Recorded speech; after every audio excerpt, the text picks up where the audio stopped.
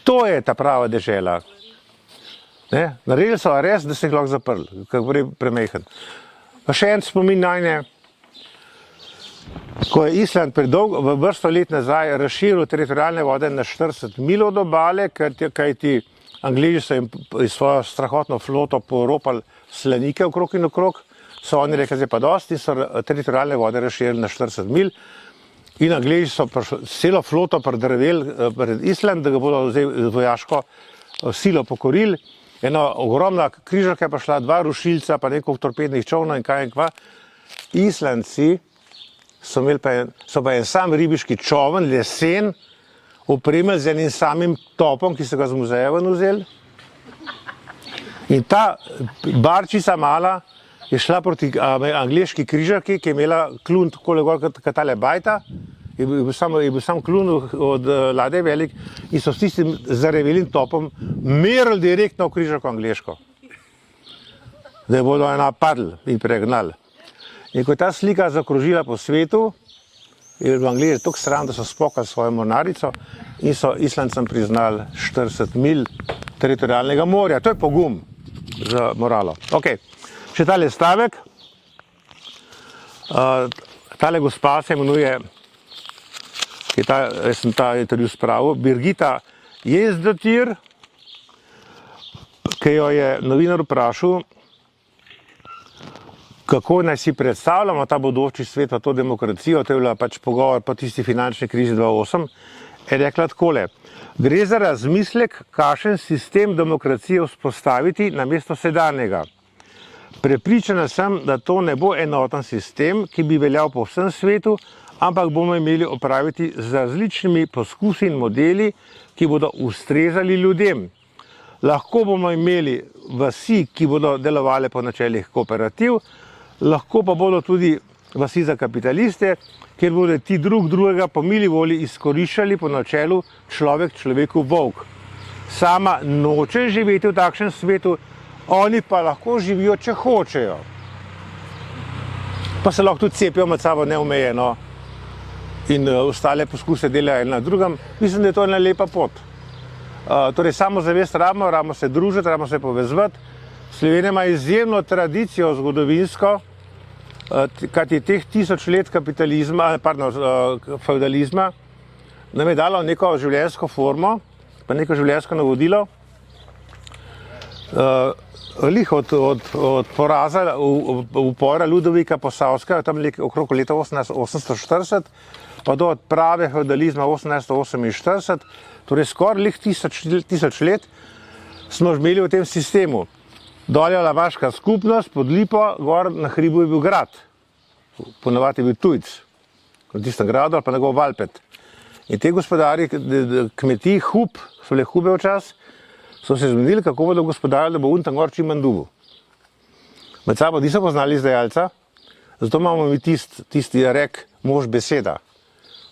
In zato je tudi ta refleks bil, nihče ni smel ven štrleti iz te publike, da ne bi zgrada dol opazil, da se dol nekaj dogaja, nekaj čudnega, nekaj nevarnega, nekaj prevratnega. Beseda je veljala in ta mož beseda je pri nas bil pojem. In to je trajalo 1000 let. Zato so te male skupnosti, kajti Slovenija kot dežela je doživela težke udare raznih armad, te so korakale hude armade, močne armade, vseh smeri, celo zgodovino. Ta narod je preživel zato, ker je bil solidaren, ker so se ljudje med sabo povezovali.